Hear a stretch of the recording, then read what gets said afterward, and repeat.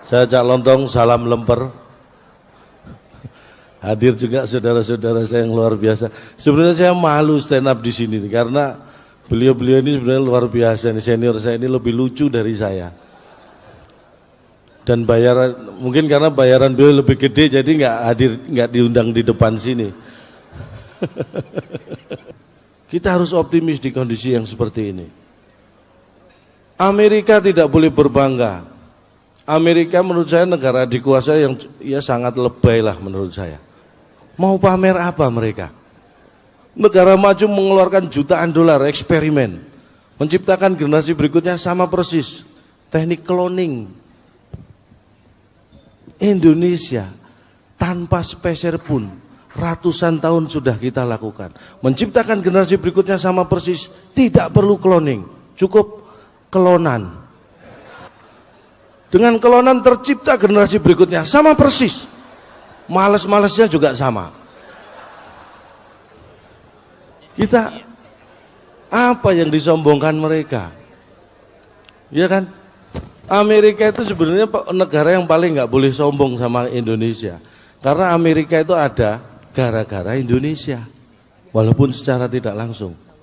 Bapak Ibu percaya? Tidak, saya juga enggak. Awalnya. Tapi kita ingat. Christopher Columbus, ini orang Italia berkebangsaan Spanyol. Diperintah Ratu Spanyol saat itu mencari rempah-rempah. Tujuannya India, Indonesia, negara penghasil rempah-rempah terbesar saat itu. Membawa armada dalam perjalanan mencari rempah-rempah kesasar, nemu benua, itulah Amerika. Bayangkan kalau saat itu tidak ada perintah Ratu Spanyol untuk mencari rempah-rempah ke Indonesia, mungkin sampai sekarang Amerika belum ada yang nemu. Barack Obama apa enggak tolah-toleh. Amerika ada gara-gara Indonesia. Jangan sombong. Napoleon Bonaparte jatuh gara-gara Indonesia. Mari kita baca sejarah. Prancis waktu itu pasukan terkuat di dunia di bawah Napoleon. Akan menyerang salah satu negara Eropa. Di atas kertas tidak lama bisa dikuasai.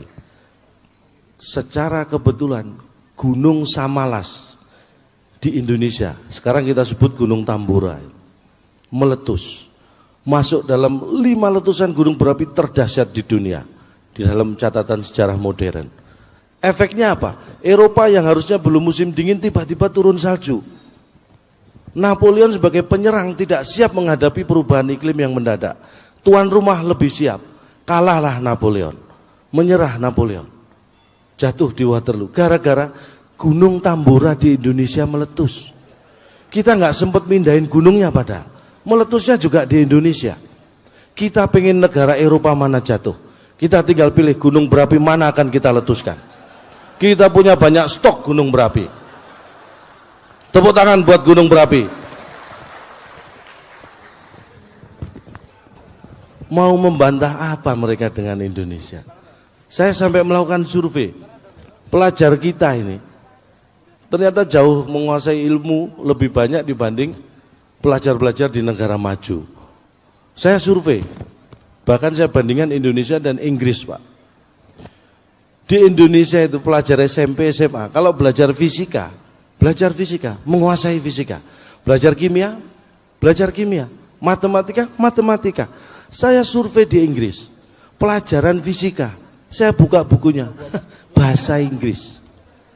Pelajaran kimia, saya buka bukunya, bahasa Inggris juga. Bahkan pelajaran matematika itu bukunya bahasa Inggris. Jadi mereka hanya belajar bahasa Inggris. Jadi ya maklumlah kalau mereka mahir bahasa Inggris. Kita menguasai lebih banyak ilmu. Di Jember, Jawa Timur, anak petani lulusan SMP ini menemukan alat yang nanti alat ini akan digunakan di film James Bond yang berikutnya. Mendapat penghargaan dari Jerman. Ini hanya lulusan SMP di Indonesia. Alat yang bisa menembus pandang dinding sampai setebal 1,5 meter. Alat itu diberi nama jendela. Itu anak SMP yang menemukan. Bahkan kendaraan James Bond berikutnya menggunakan alat transportasi penemuan anak lulusan SMP juga di Sidoarjo, anak nelayan. Sederhana memang, becak tenaga surya. Jadi becak disiapkan, orang suruh duduk, surya dipanggil, suruh genjot becak. Becak tenaga surya. Jadi kalau kita pengen, kita hemat BBM, pemerintah tinggal mengeluarkan peraturan pemerintah, bayi laki-laki yang lahir sekarang harus mengandung unsur nama surya. Insya Allah 20 tahun ke depan kita punya banyak tenaga surya buat genjot becak. Sederhana. Indonesia adalah segalanya. Saya yakin orang Indonesia itu rata-rata selalu berpikir selangkah minimal lebih maju dibanding bangsa lain. Kalau di pesawat misalnya ya, Bapak Ibu pasti sudah tahu. Kalau pesawat internasional penumpangnya macam-macam, cara kita tahu orang ini asalnya dari negara mana tanpa berkomunikasi, dilihat dari cara makan. Makan itu menunjukkan bangsa. Kalau selesai makan di pesawat sendok garpu disilang, itu orang Amerika. Kalau ditaruh sendok garpu lurus ke depan gini, itu orang Eropa. Kalau lurusnya miring ke kanan, itu Eropa Timur. Kalau miringnya ke kiri, timurnya Eropa. Kalau orang Indonesia lain, sendok garpu hilang, dimasukin tas. Itu pasti orang Indonesia. Itu ciri khas, pertahankan. Ini yang menunjukkan bahwa kita berpikir selangkah lebih maju. Bangsa lain tidak pernah punya pikiran bahwa sendok garpu pesawat bisa dipakai di rumah. Kita sudah punya pikiran itu. Silakan kalau mau tuker-tukeran koleksi sendok garpu pesawat, saya punya banyak. Karena membawa pulang sendok garpu pesawat itu tidak melanggar hukum. Yang melanggar hukum itu pelampung.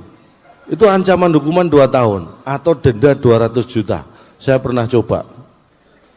Itu nggak boleh. Tapi kadang-kadang saya heran. Memindahkan pelampung itu hukumannya 2 tahun atau 200 juta denda. Tapi anehnya, setiap pesawat mau take off, pramugari ini memperagakan cara menggunakan pelampung, mengencangkan, meniup dan sebagainya. Ini kan jebakan. Memindahkan saja dendanya 200 juta. Ini diperagakan cara memakai, ini kan jebakan. Kalau kita ikut-ikutan memakai kan didenda 200 juta kita. Sejak itu saya sadar betul pentingnya asuransi. Karena kalau orang nggak punya asuransi itu denda santunan maksimum kalau terjadi kecelakaan seperti itu sampai meninggal dunia itu 100 juta. Bayangkan orang yang tidak punya asuransi. Kalau terjadi apa-apa di pesawat, dia mikir, kalau saya pakai pelampung, toh pesawatnya jatuh, saya mati, dendanya 200 juta. Padahal santunan hanya 100 juta. Sudah mati punya utang 100 juta. Jadi mending nggak dipakai. Ini yang harus hati-hati. Tapi ini hanya bercanda, jangan dianggap serius. Nah, makanya saya bangga sekali menjadi warga negara Indonesia dan saya yakin karena Anda semua yang ada di sini adalah orang yang sehat. Orang sehat itu indikasinya adalah tertawa. Tertawa itu indikator kesehatan. Orang yang tertawa itu orang yang sehat. Yang tidak sehat itu yang ditertawakan.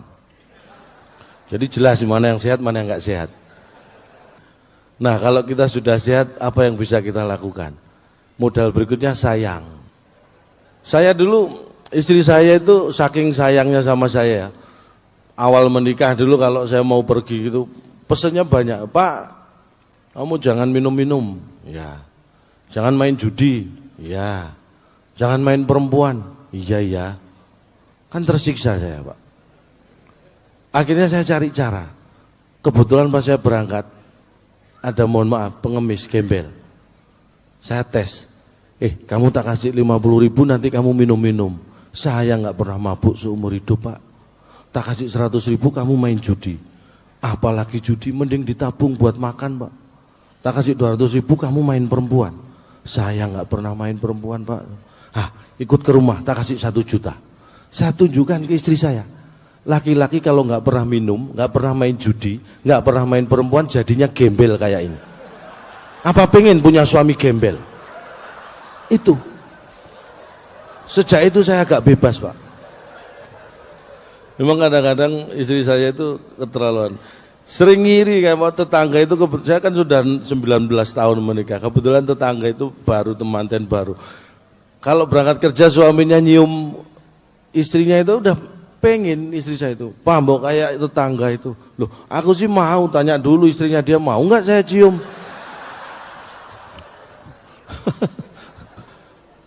Dan mungkin hanya ini yang bisa saya sampaikan.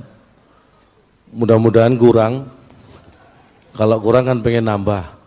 Kalau pengen nambah ada acara kan kita diundang lagi.